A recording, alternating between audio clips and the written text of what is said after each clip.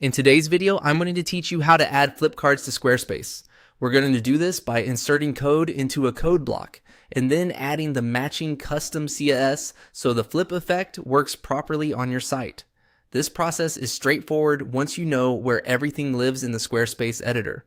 Start by going to the section of your site where you want the flip card to appear, then click Add Block. This opens the block menu where you can choose the type of content you want to insert into the page. From that menu, select Code.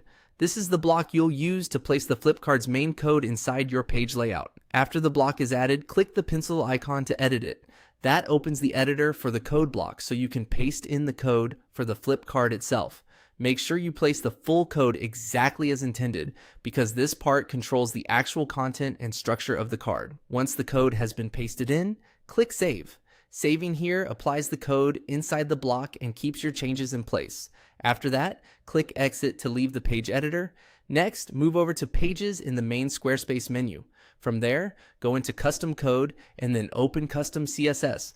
This is where you'll add the styling that makes the card flip when someone hovers over it. Paste the CSS code into the custom CSS area carefully. The CSS handles the appearance, spacing, animation, and hover behavior, so without this part, the flip card may not display correctly.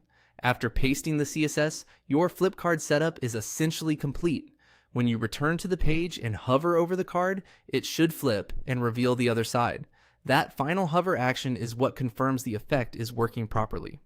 A helpful tip here is to preview the card on desktop after saving your changes, just to make sure the animation looks smooth and the content on both sides of the card is readable. If the flip effect doesn't look right, the most common cause is missing or incomplete code in either the code block or the custom CSS area, so it's worth double checking both sections carefully. And that's it.